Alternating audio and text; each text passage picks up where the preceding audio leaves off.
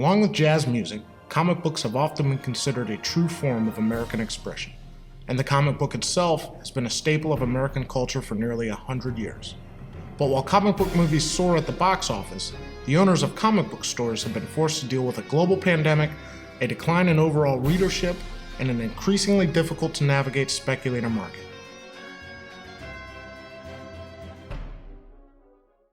My name is Jeremy. I'm Jason. And where are we at? We're at Mavericks Cards and Comics on the corner of Dorothy Lane and Woodman in the Wood Lane Plaza. My name is Peter Bell, and this is Bell Book and Comic in Dayton, Ohio. My name is Jared, and we are at Superfly Comics and Games in Yellow Springs, Ohio. And this is... Hi, I'm Tony. I'm the owner of Superfly Comics and Games. Tim Cottrell, owner of the Bookery. The COVID-19 pandemic rattled the economy, and comic book store owners were no exception. They now have to face a radical change in the way their books are distributed. This particular moment is kind of volatile in comics and collectibles in general. Like this exact moment feels like we're actually kind of trending down into a little bit more semblance of normalcy after the pandemic years in particular really made everything I've ever known about collectibles and the collectibles industry just go kind of haywire. When COVID hit, Diamond shut down kind of like everybody else did, but they made the decision early to say, hey, look, we're not going to ship anything because we've got, so many retailers that can't do anything with this product. So if we send it to them, they're just going to be sitting on it. And a lot of these places are small businesses, so we're not going to saddle them with all these bills when they can't do anything to pay these bills, which, it caused this whole backup of then the vendors aren't getting paid and the companies aren't getting paid and then the comic artists aren't getting paid and, it just became this huge mess. And I think for a lot of people, a lot of comic artists realized just how vulnerable the industry was at that point. So that, led to a lot of changes, not just distribution-wise, which is what happened with Diamond losing a lot of their big, clients. They lost, I think it was DC first, went off and did their own thing. Then about a year or so later, Marvel broke away, and now they're with Penguin. Until COVID shut things down, Diamond handled all distribution for every major book. And DC was the first. They splintered away when they realized it was a shutdown, and they're like, hey, you're not publishing our books, we'll find the loophole in the statement saying, we can publish our own. And they did. They either had it ready or they got it going very quickly. And then Penguin Random House kind of picked up some comic slack as well. And a year later, they announced that Marvel would be distributed not solely through them, but predominantly through them. That sort of opened the floodgates. Now kind of everybody's looking for, different avenues to get their books out. They've broken down now. You got multiple distributors. You don't have the one now, and it's going to just keep fragmenting as it goes on. And I would order consistently through somewhere between 2 and 4 distributors, depending on sort of what era of Superfly we were. These days, I am averaging 14.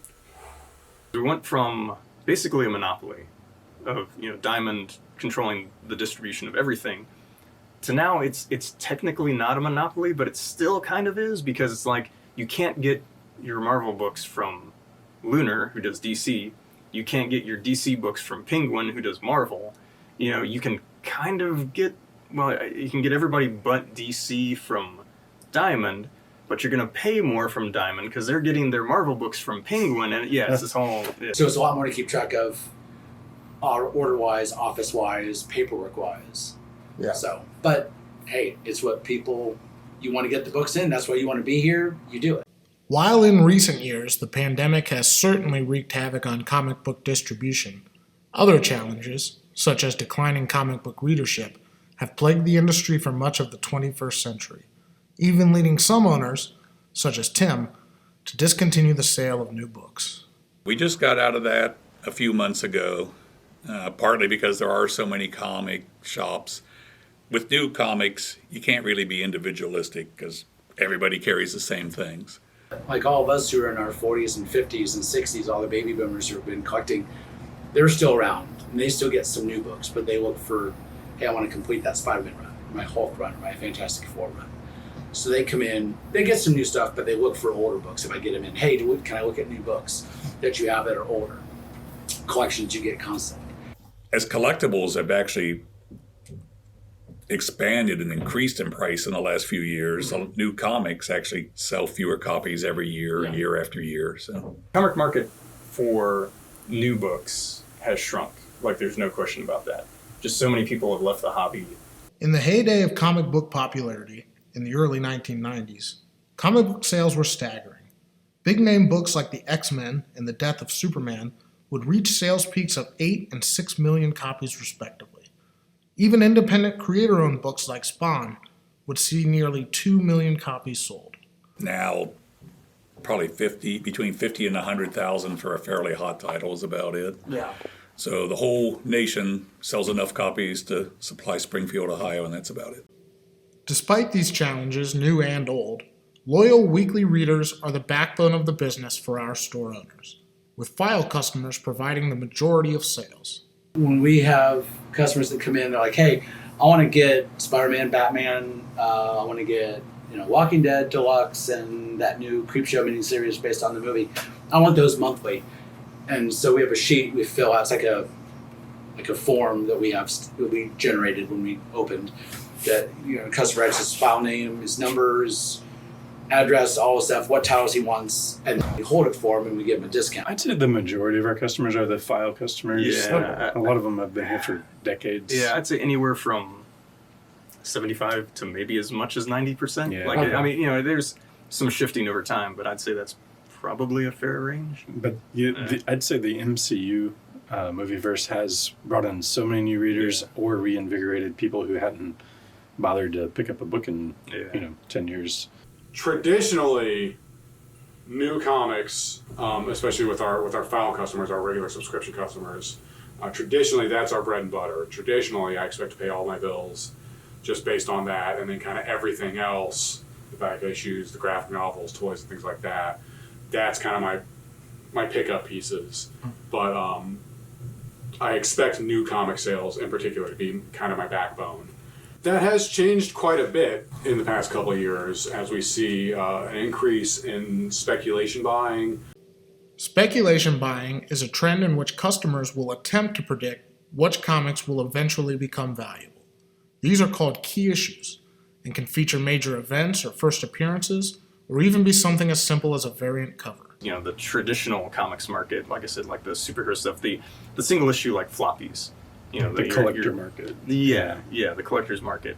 And that is definitely smaller. And even in that market, there's sort of a sub-split between like people that just want to read and people who are speculating. Or like, oh, here's the first appearance of a new character, so I gotta snag that, see if that's gonna be worth something. Making sure that they have the right key issues right before the movie comes out, right before they spike in prices and things like that. Making sure they have the right pieces to invest in, as it were. That's really the drive of anything right now. Is if there's a movie or a TV series like that, instantly boosts visibility and interest. It's a lot more intensive than people would think, especially now with like speculation stuff, where like there's books that aren't worth anything and they're not worth anything, but people think they're gonna be worth something. Some of our comics we put away, our key books, we don't really price, and we're not trying to be mean about it, like, oh, we're going to wait till we get the highest price. When someone wants it, we'll say, well, what's it selling for now? Common issues we'll price all day long. We can accurately do that. It's just common stock.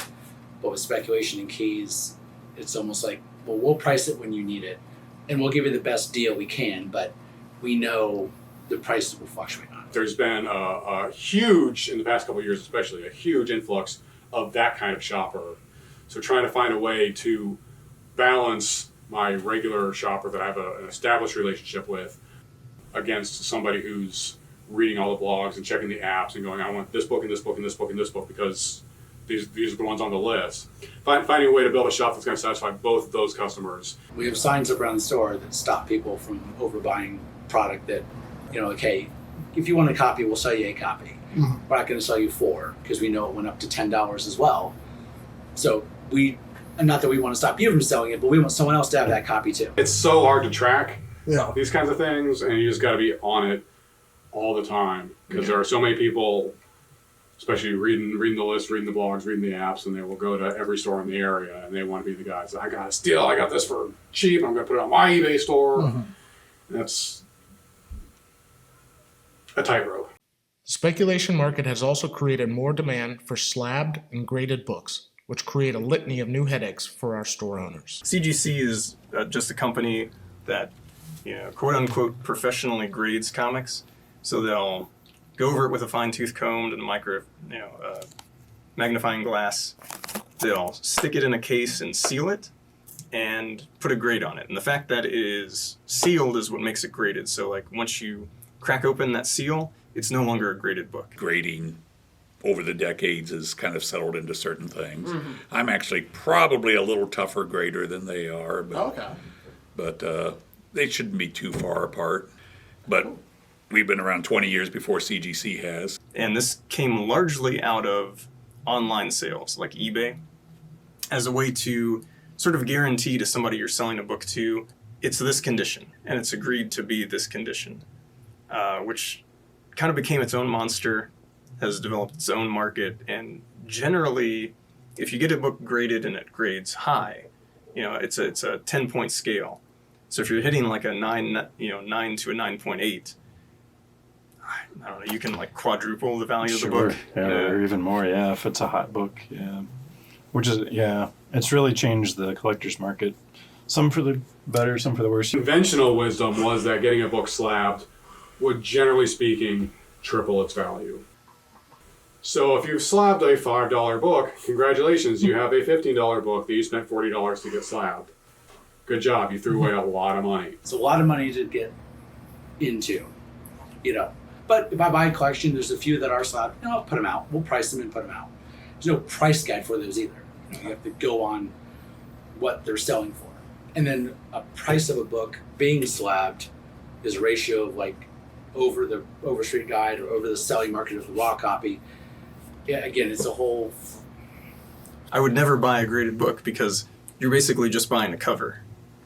Like you said, you'll never see the inside of that book again. If you have a Detective 27 showcase number or whatever it was first Green Lantern, Walt Disney Comics #1, whatever, if you have a genuine true piece of history, getting that slab makes sense. It should be protected. Get it under some UV plastic. Nobody should be reading that copy. That's a collector's piece.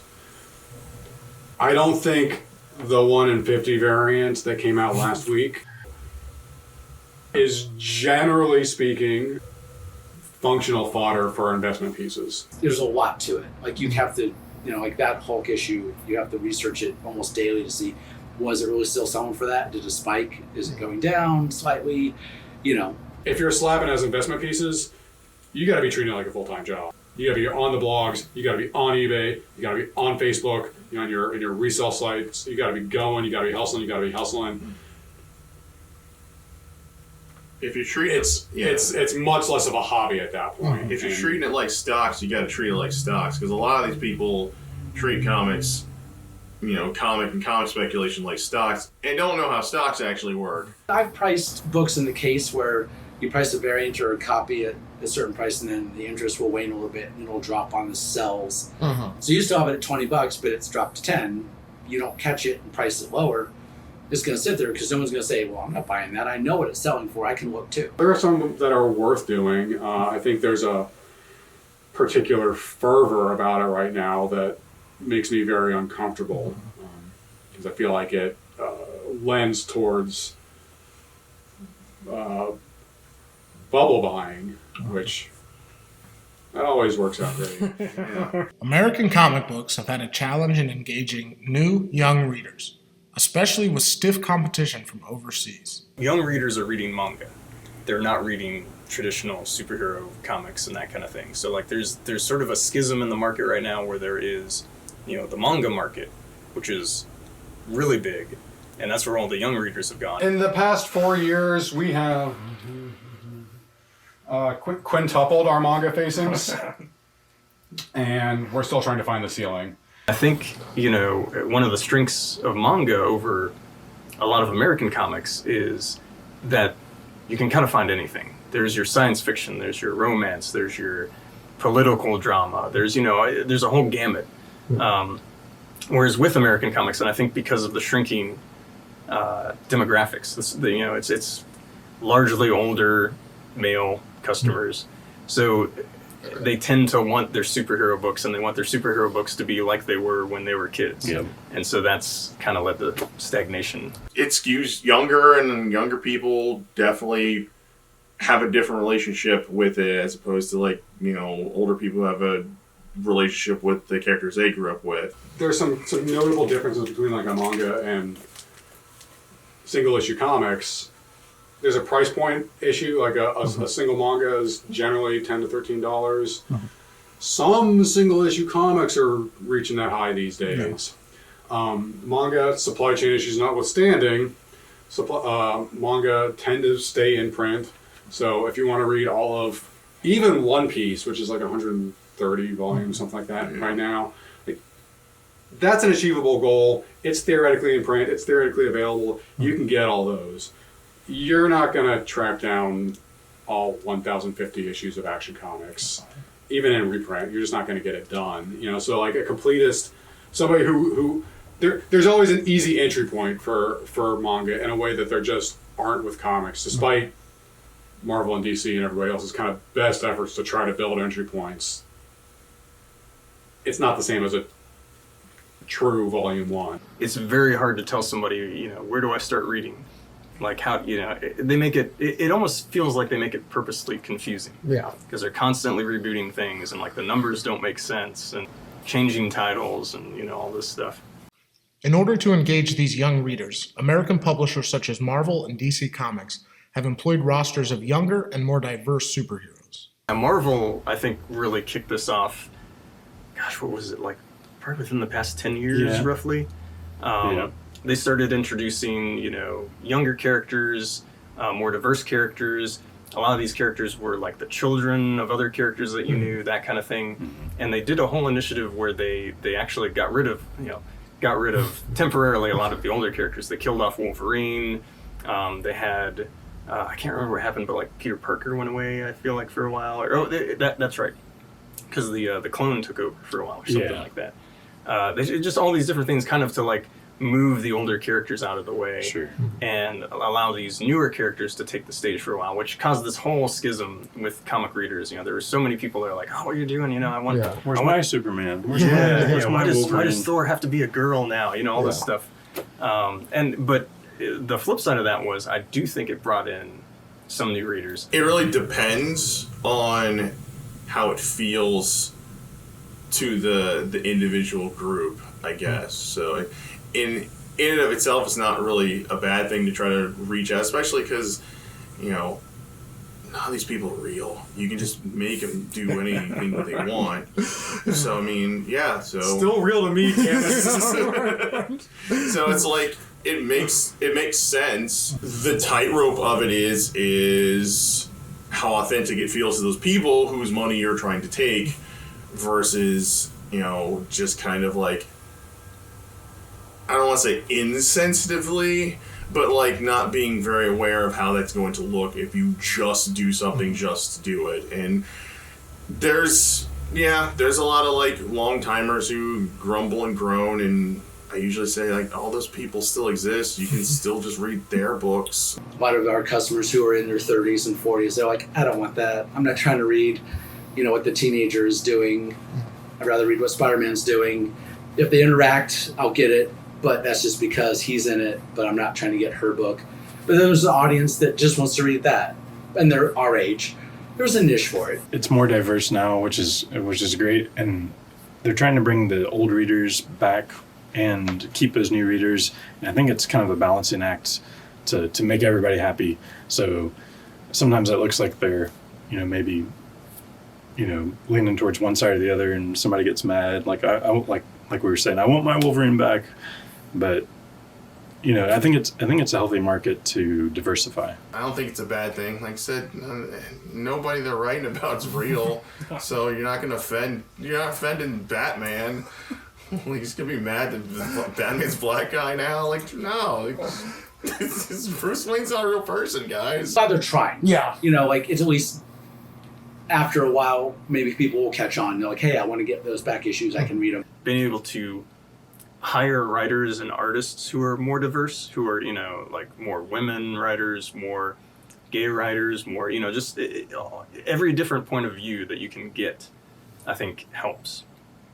And, going back to what we were saying earlier, there has been and still is this sort of resistance to that, where, not to get too much into it, but, it's the old white man club, that is a thing, unfortunately, in comics. And there's still a lot of, I think, comics fans that, like I said, they want their books the way they were 40 years ago, and that's all they want, and they get upset when they see things change. Right. Their base basically has aged along with me for the most part. There are some young people that get into it, but not as many. Literally, your old readership dies off at some point. When you get like 60, 70 years into a readership, if you don't have new readers, you're done as an industry. There is no doubt that the comic book industry has faced a slew of trials and tribulations in recent years. But like the country that made them famous, and the heroes that emblazon their pages, comic books have proven themselves adaptable and resilient. And though the industry is ever-changing and the trends hard to follow, our store owners stand ready to guide readers in whatever comes next.